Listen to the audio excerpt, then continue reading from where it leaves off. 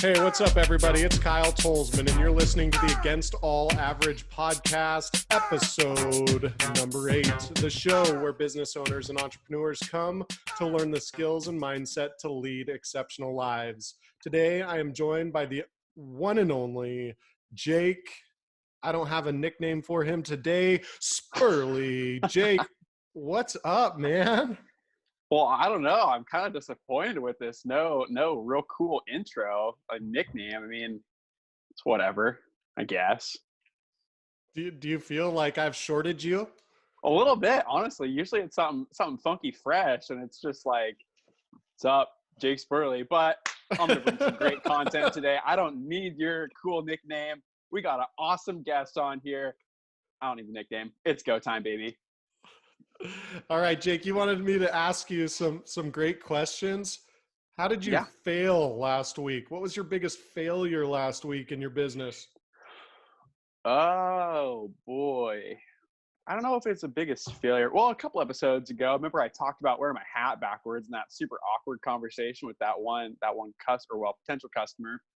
Right. I guess it wasn't a failure, but it was another awkward encounter. So we have a CRM, right, for reaching out to new leads and getting more qualified prospects and stuff like that.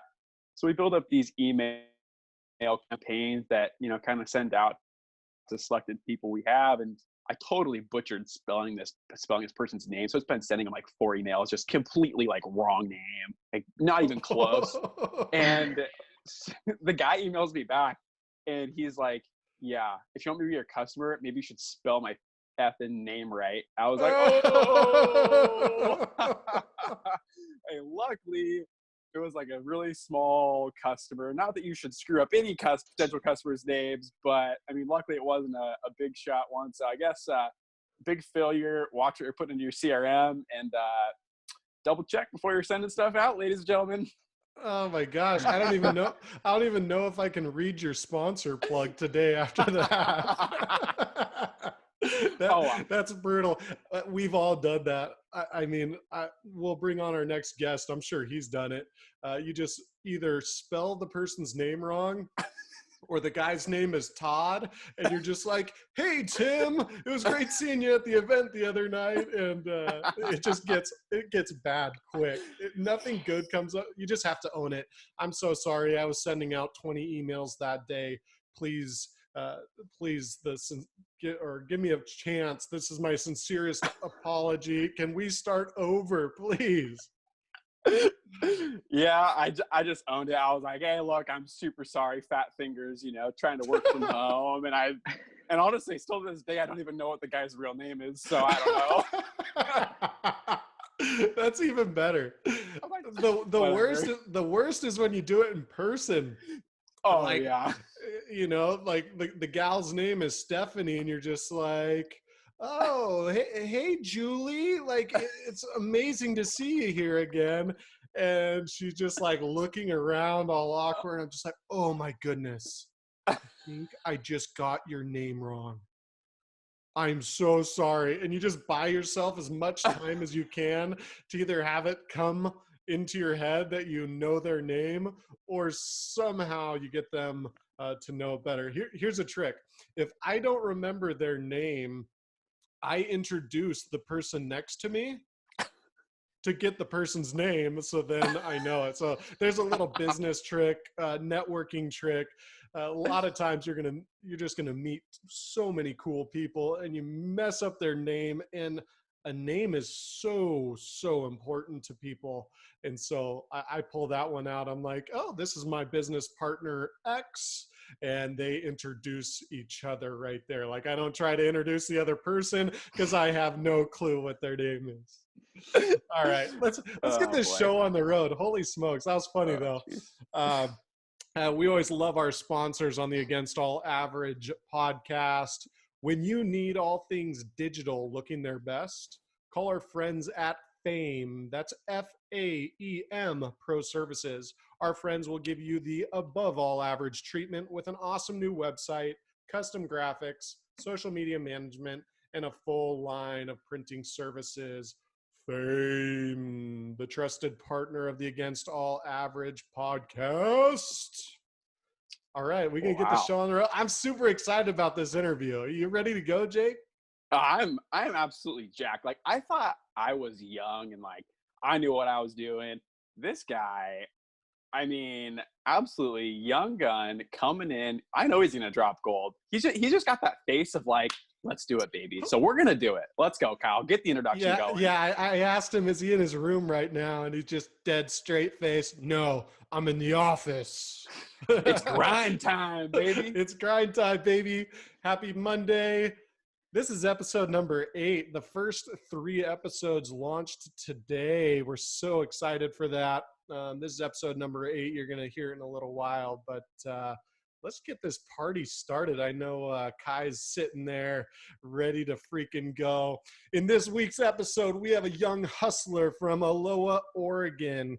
Kai Talley started Lumber Lax at 11 years old when his peers were still getting dressed by their parents.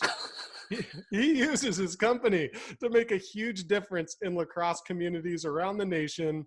If you are a parent and you want your kids to grow up to make a change while making money, this is the episode for you. And better yet, if you're still in school, you better listen up to Kai. What's up, Kai? Hey, how's it going? Oh, I'm good. What have you been up to? Not much. Today I was just getting some orders out ready to package, and I worked out. Yeah, Nice. hustling in the AM. Let's go. Way better than me. Jake, you worked out this morning? I didn't say I worked out this morning. I just said I was ready to go. Big difference. Right on. Me neither, but that's all good. So Kai, we're bringing you on as a young entrepreneur to talk a little bit about your company, Lumber Lax, talk about your background, and basically be able to give our listeners, what is it like to still be in school and running a company? What are some of your ups and downs and all that? So before we get into your company, I want the listeners to know about you. How did you grow up? Where did you grow up? What were some great parts of growing up and some not so great parts of growing up? So I grew up here in Aloha, Oregon. I've been in the same house my whole life. And I went to Aloha Warriors High School for my preschool. And it was since then I fell in love with sports. So I've been playing sports since I was in preschool. And I started playing baseball and basketball in like first grade. And like I had a pretty good childhood. My parents supported me with all my sports. They paid for it. They were like supporting me in everything I did. And it's still like that to this day. And then I remember playing baseball, and I like turned around and I saw lacrosse practice going on behind me, and I was like, that looks so much more fun. Like I want to do that. And so, As he's and out there of course picking my daisies in left field. yeah, yeah. And so yeah, I was telling my dad, I was like, I want to go do that sport. What is that called? He's like, oh, that's lacrosse. I was like, that looks so much fun. Like that looks like a lot of fun. So I ended up quitting baseball and basketball and playing lacrosse, and I ended up playing lacrosse all the way till my sophomore year of high school, which is now. And I'm still playing, and I'm still traveling all over, and it's brought me a lot of connections. So I've met a lot of new people. I've exchanged phone numbers with people, and just like it's kind of grown my like view of like the world, especially. So I grew up with like a sports family. So I got my sisters in lacrosse. I got my whole family wrapped up in my mess of lacrosse. So yeah. Does your garage tell that story as well? Just lacrosse gear everywhere? Oh, definitely. Because we have our donation piles as well. So we have just like a certain corner of the garage just all stacked with gear and helmets and sticks and all that. Smelling really nice, huh? Oh, definitely. Especially after games. So we're in a that's awesome. You switched from baseball to lacrosse. I did something similar. I played baseball up until 6th grade, I believe, and then switched to lacrosse in the middle of 7th grade or middle of 8th grade. And it's definitely changed my life for the better, and I know it's changed your life for the better. And we use our companies basically to better the communities that play them. So talk a little bit about your company. start from day one. I know you have some crazy business goals and objectives in order to make the sport more accessible for all kids. So just get into Lumber Lax a little bit, and how does that even work while you're still 11 years old? Weren't you in sixth grade? Yeah. I started it as a way to pay for my lacrosse because I'm not the original owner. It was owned by a kid named Zach, and he went to college. And I'm like, every single tournament, I'd buy a shaft. Doesn't matter if like I broke one or like because I never broke them. I just kept getting shafts from him to support. And then I realized he wasn't at tournaments anymore, so my parents helped me buy the business from him, Okay. and it kind of turned into from me trying to get money to pay for my lacrosse to growing the game as much as possible, at the same time supporting my family as well, because my mom has lupus, so she's not able to work, so she helps me with my business a lot. So it's a way for her to work as well and like do what she loves to do. And so she helps me paint, she helps me engrave, and she just spends time with me. So it definitely helps on our relationship as well. And it gets my whole family involved too. Cause like my sisters will be fighting and stuff, or like we'll be having an argument and then we'll go out in the shop and everything's perfectly fine and we're all working in one motion. But yeah, I started working with a bunch of organizations to donate gear because I have like piles and piles of gear in my garage, waiting to be donated. And it just kind of my business went from just me paying for my lacrosse to helping children like all around the world like play lacrosse. So it kind of grew, and then we do the buy one give one as well. So for every stick that I sell, I donate one to a kid who doesn't have the luxury of just going to the store and buying one. I like donate to Africa, like Asia, and I donate to Hong Kong, like I everywhere. I try and donate as much as I can to grow the game we all like love. Are you starting to keep track of that as well, Kai, about how many shafts are going out? Do you have any idea the impact that you've had so far as giving out those free sticks? Yeah, so I try and have the people I send to send me pictures just to see like the impact I'm making on a community. And I sent some to Panama, and I got a bunch of pictures from them. There's kids with like no shoes, and they're using my sticks. And there's like, I think it's a village of like 150, and 50 kids are out there playing with no shoes, just the sticks, and like running around just smiling, like big Dude, that is giant so smiles. It's awesome. so awesome. That's so cool. And we're seeing, if you're listening to the audio version of the podcast right now, we're seeing Kai light up when he talks about giving.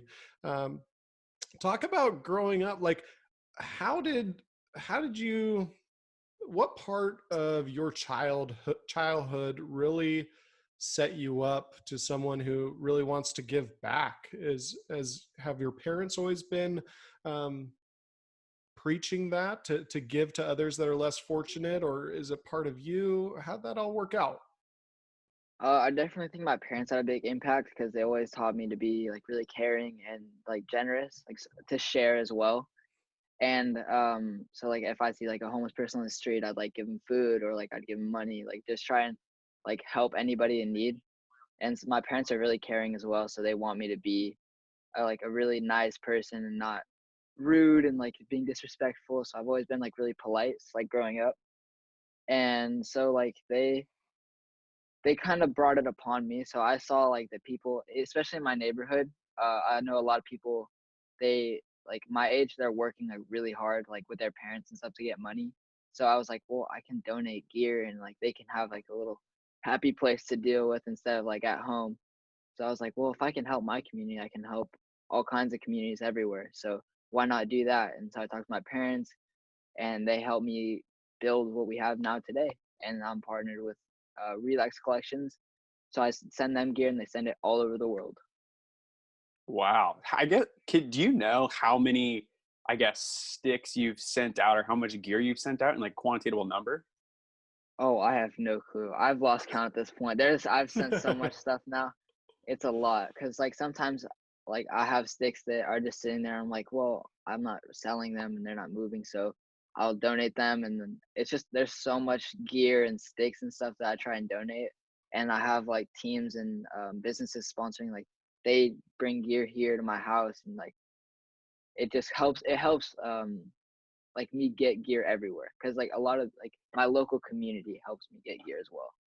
Right. So I feel like the whole, give back and the shipping gear everywhere, that's a big part of your marketing strategy, isn't it?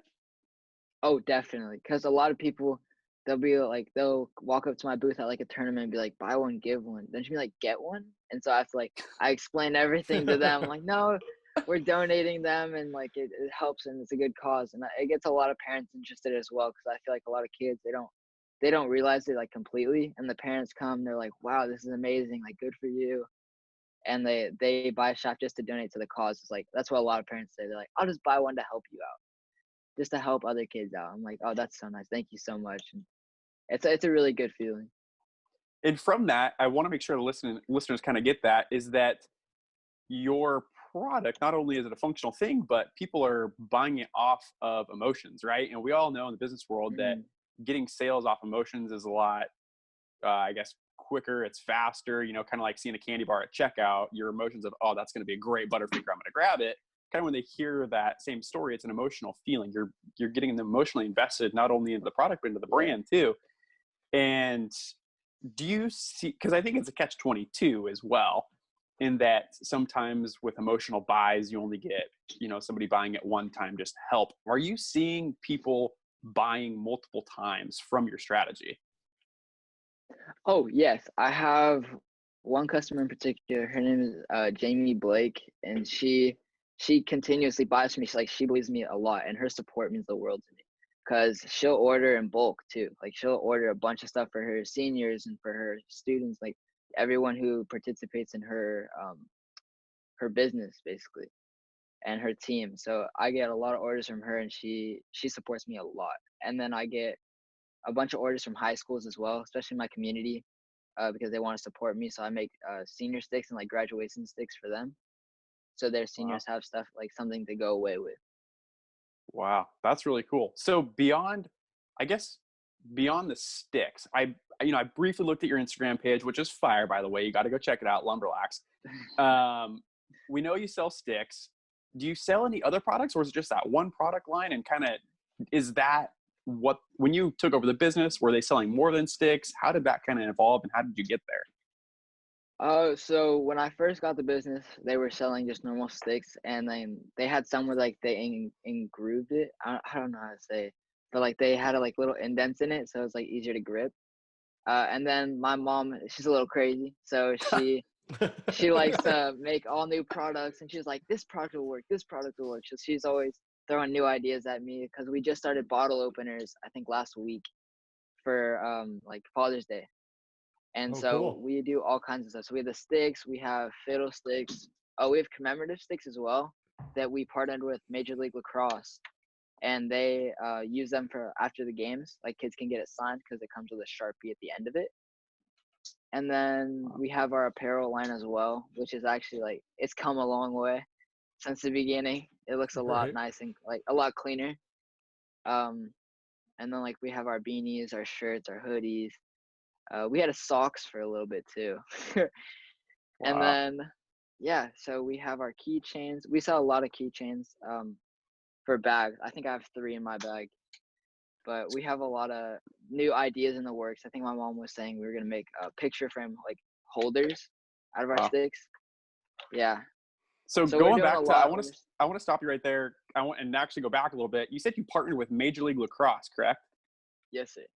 So for those of you who aren't in the lacrosse world, don't expect you to know how big that is. The MLL is like primo in the lacrosse world, right? Am I kind of on par there? Yeah. Like, that's a big freaking deal. And we need to look at that, because there are so many businesses out there that want to partner with the Nike. They want to do business with Intel or, Alaska Airlines. How did you get from wanting to partner with the MLL to actually getting that partnership? Because I think that is a big thing that listeners would love to hear right now. So I remember me and my mom were brainstorming, and because we do a lot of brainstorming, because we drive to all over the West Coast for tournaments so that I can play and sell in. And so we brainstormed, and we were thinking, we're like, how can we make like this business bigger? Because at that time, I think we were like 1,500 followers on Instagram, and we wanted to just like kind of grow it. So we like started talking, and we're like, well, we can see if we can reach out to MLL and be like, yo, can we like do something, like collaborate?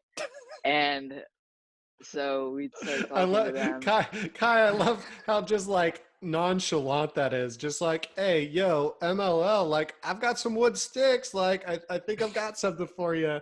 Do you think because of being calm, being relaxed, not being pushy, do you think that helps you in these negotiations? I think so. I think, like me personally, if someone reached out to me and they're all like, let's do this," and like they just kept pushing at it, I think that would kind of make me not want to do it so much. So I try and be as like chill and like kind of like just go with it kind of moment. So I try not to like force things on people, like just hey, like think it'd be cool if we did this. Like try and make them like think it's a good idea too, even if they're like kind of oh I don't know. So I try and just do my best to make sure everybody's in like they're comfortable in the situation.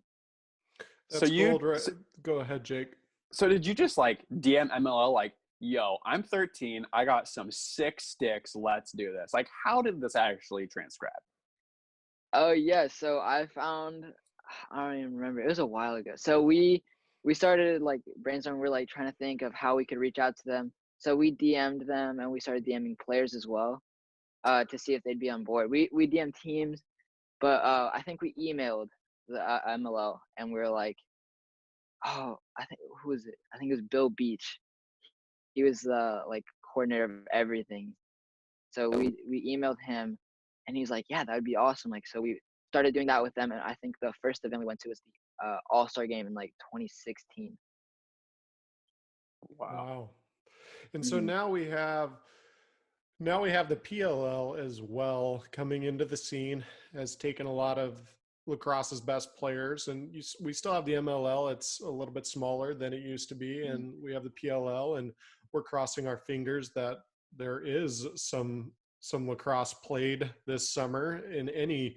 I Yeah. know Kai wants to play. I know I want to coach. I know the viewers want to see professional lacrosse going.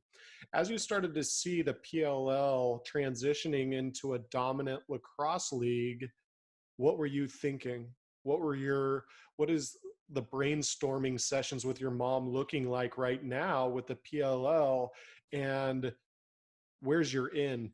Who do you know that's going to help you get into the PLL now?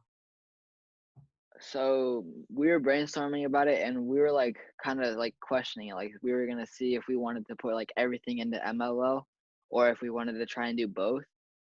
But like I think right now we're trying to just do MLO, so we can have like one main focus group. So we have orders, and then we have like the MLO orders as well.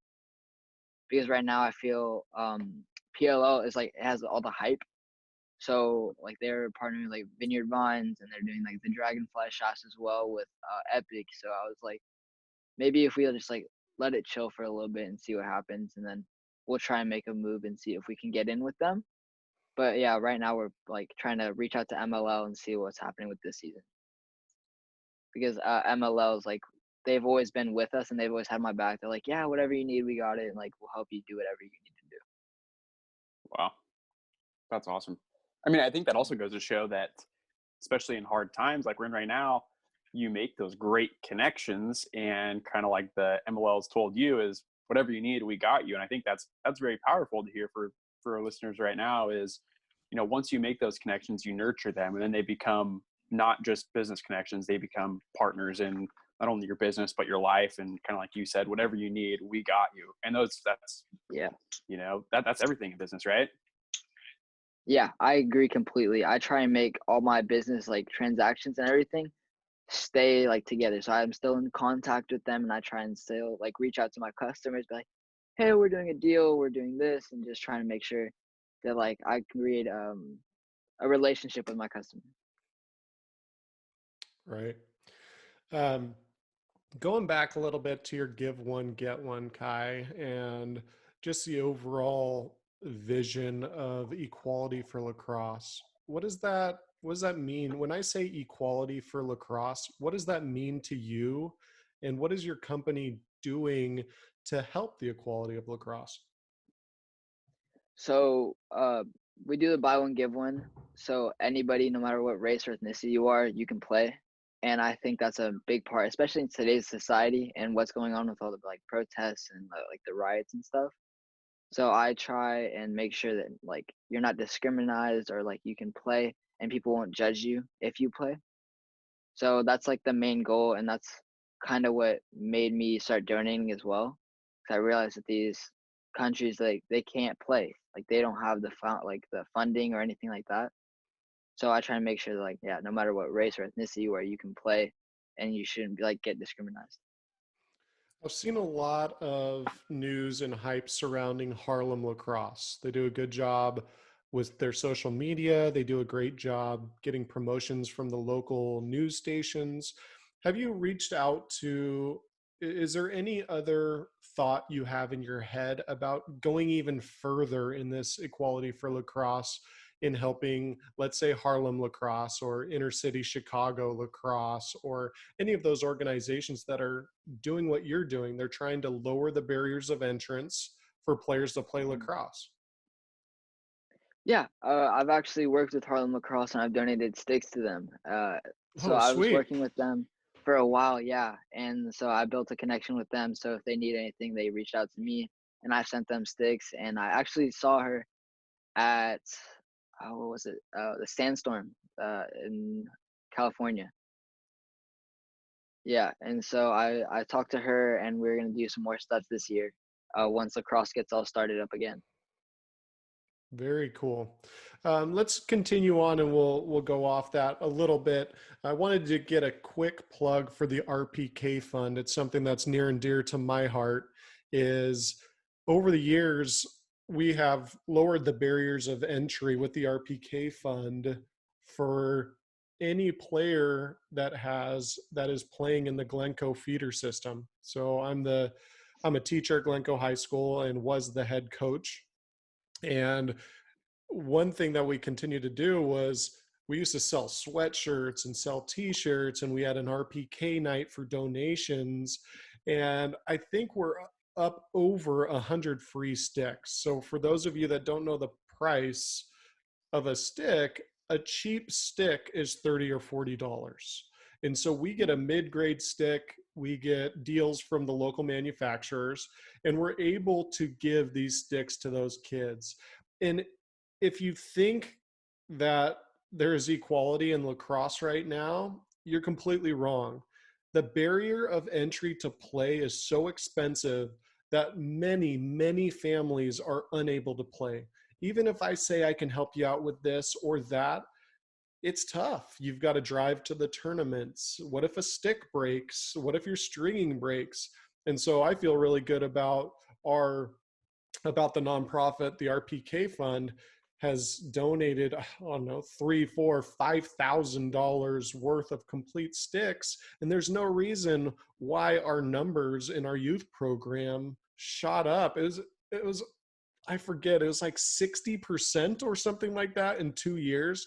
So once you, I think once you start to look at sports and you start to look at the barriers of entry of just the costs alone and start working on that, we can start to grow a community that is more connected than they are divided.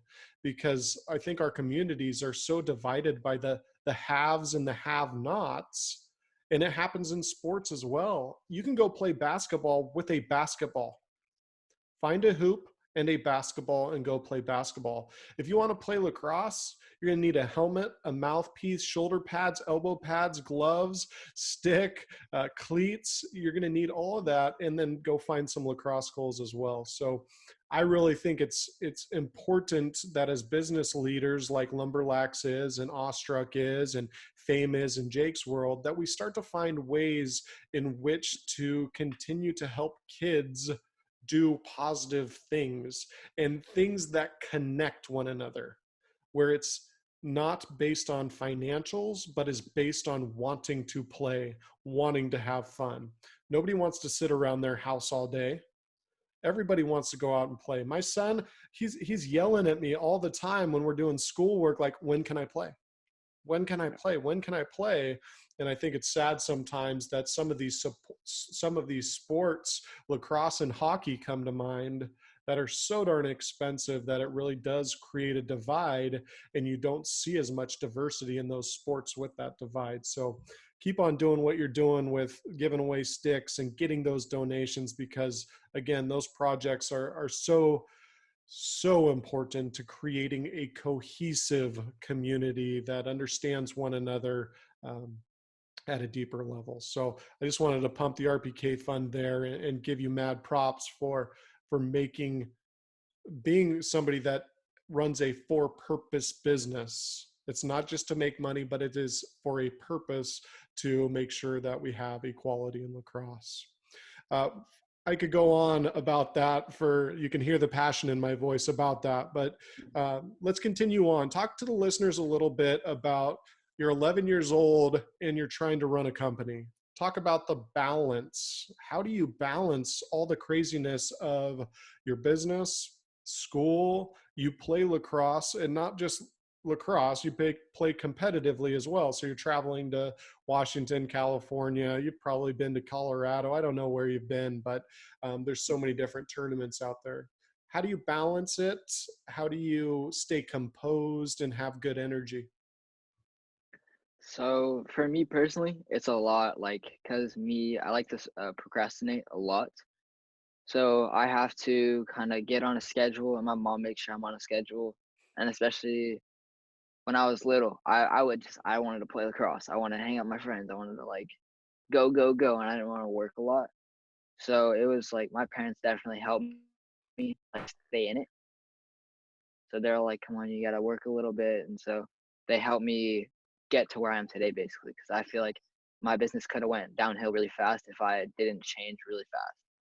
Because when I first bought it, it was like super exciting, and I was all about it. And then it kind of started going down a little bit, and because I realized how much work it is and how much I wasn't able to hang out with my friends, and so me being in middle school, I wanted to just hang out with my friends.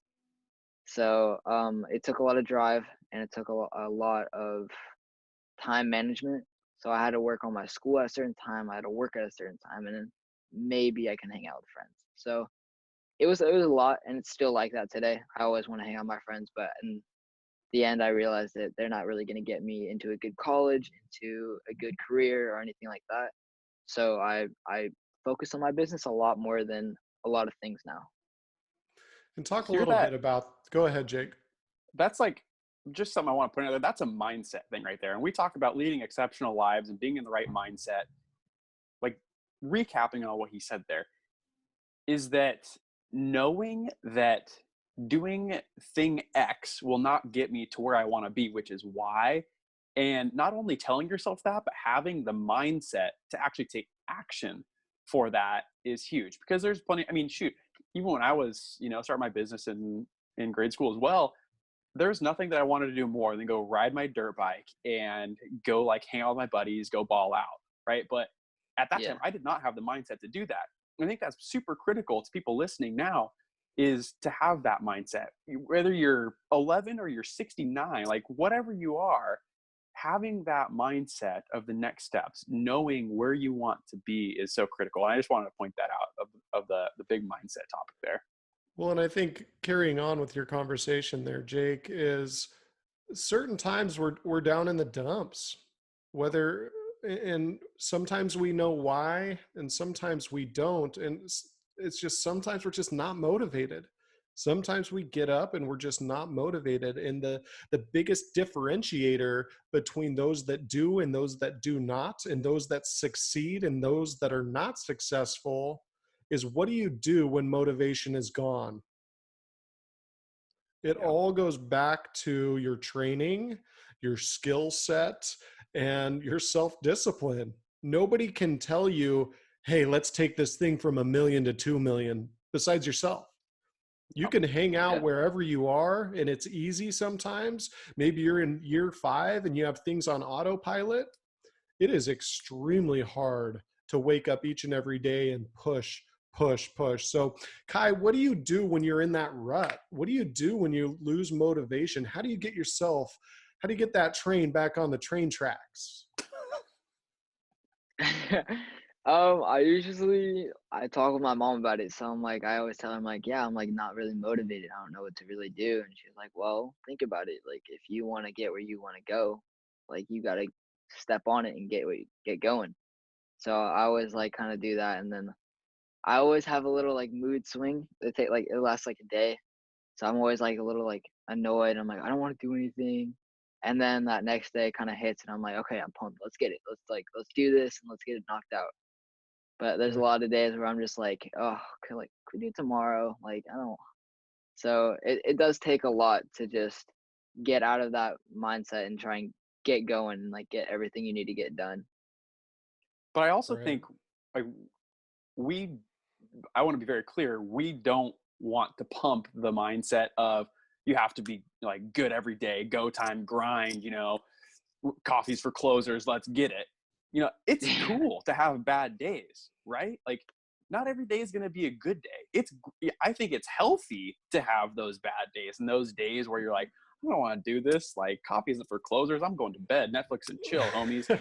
Right. Because I feel like, correct me if I'm wrong, you guys, those bad days help and make you value those good days, and it makes you push even harder to reach what you want to reach. When you have those bad days, you feel the slump because it pulls you out of the situation. It makes you look at your goals and figure out where you want to be, right? Yeah, Yeah.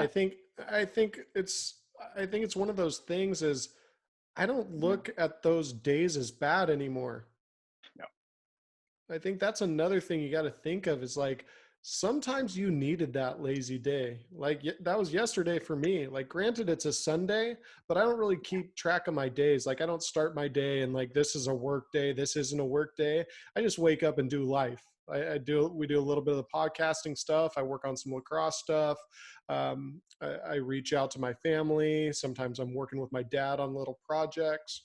So but yesterday I was just like, no, nope. I think today I'm going to go on a 3-hour motorcycle ride. I'm going to go to bed at like 8:30. I just wasn't feeling it. There was nothing that was going to happen. And I knew if I pushed through that it would start to carry on to the next day. But I woke up this morning, fired up. We're launching today, as people know. And this is delayed. You'll hear it in a few weeks. But I think it's important to take care of yourself and listen to yourself. Grind is a recipe for disaster. Obviously, you have to put in the work, but burning yourself out leads to no more company. Bye Like Yeah. bye it's business. yeah, it's that simple. Like you just get burnt out, you're done with it, and there is no more business. Kai, can you talk? We'll change just a little bit here.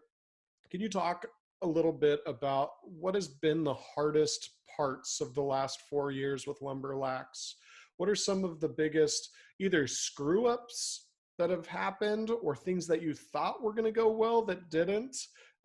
What are some of those failures? What does it look like, and how have you learned from them?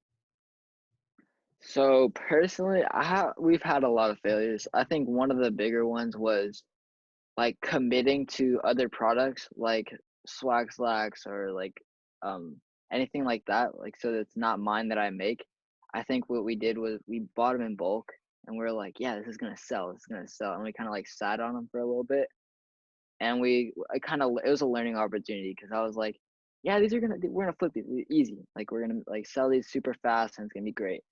And then we bought a bunch of glasses, like sunglasses, that like the first year of my business, we bought a bunch of sunglasses, and we still have them.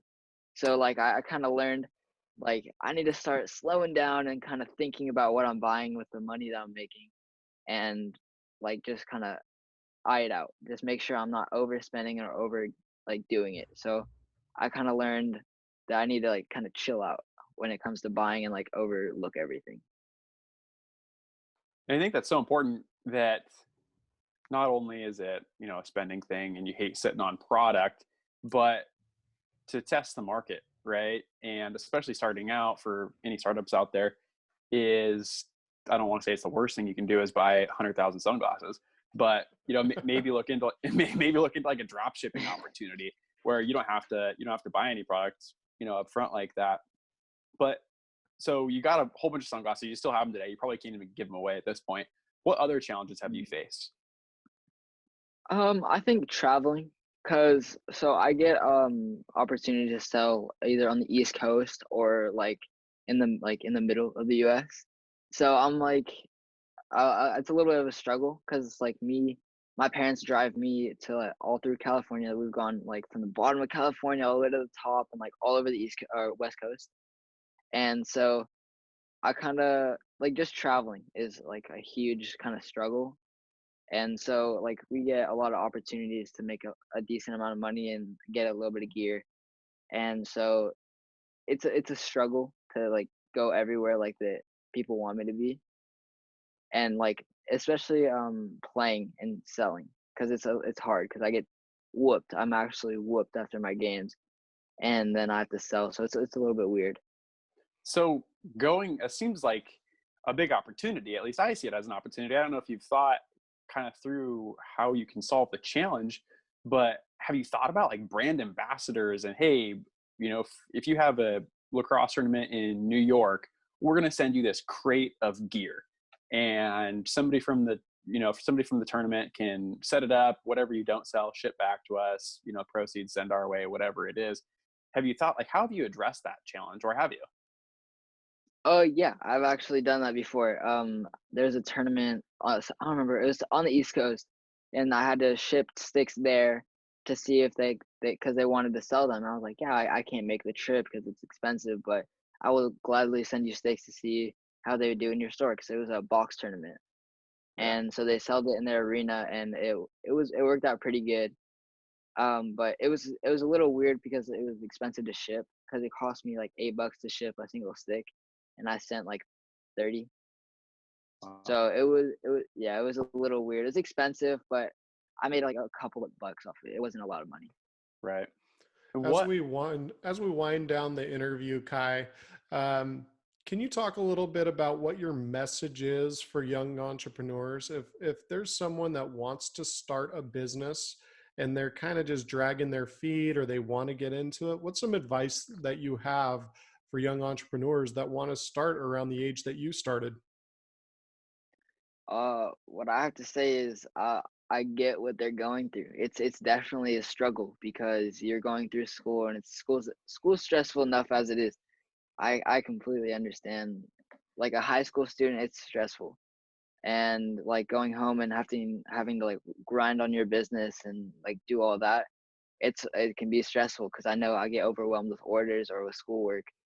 So I would just say you have to like get in your right mindset and get a schedule going. And even like though quarantine and all this kind of screws people up too, I would Mhm. just get a schedule, wake up at like a certain time every day, and just do what makes you happy. Because if you're not doing what you love to do, then I would just kind of like take a step back and like look at the bigger picture. Like, am I doing this because I want to make money, or am I doing this because I can see it as like a long-term career? I think that's something big that you could even pass the torch on to people who aren't young, who are older too. And that's something that we really try and preach here a lot on the Against the Average podcast is, if you're not happy, like, what are you doing with your life? Like, come on. Hmm. And you should be loving and getting absolutely jacked up every single day. Maybe not every single day, but over 50% of the days, right, about what you're doing.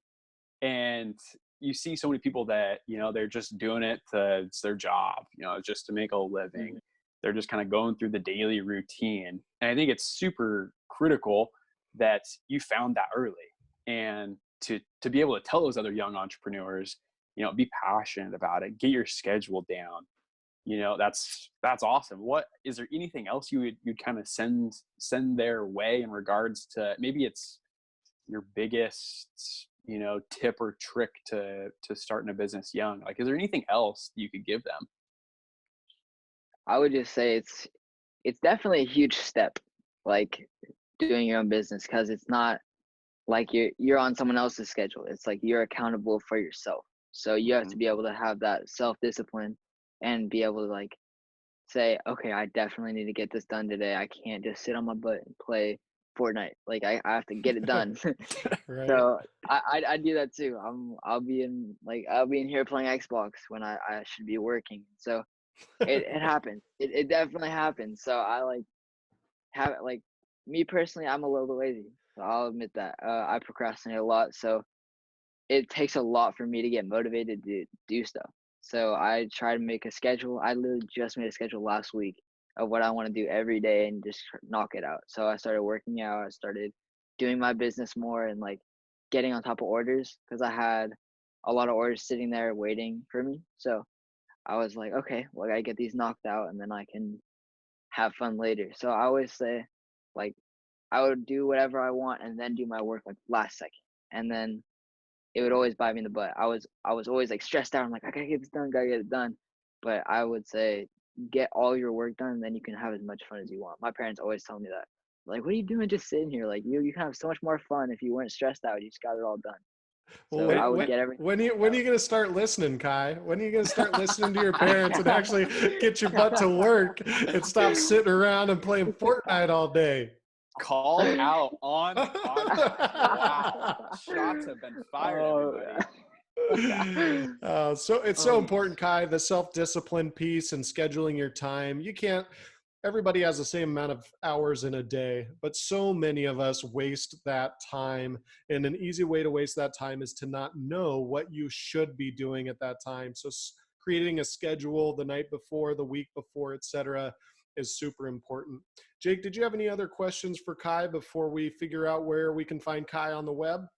I guess kind of one little snippet is it's never too young to start and it's never too late to start. I think sometimes we kind of get in that rhythm of, oh crap, for like 2 months, this quarantine thing, I haven't done anything, like time's wasted, I can't get it back now. That's completely wrong.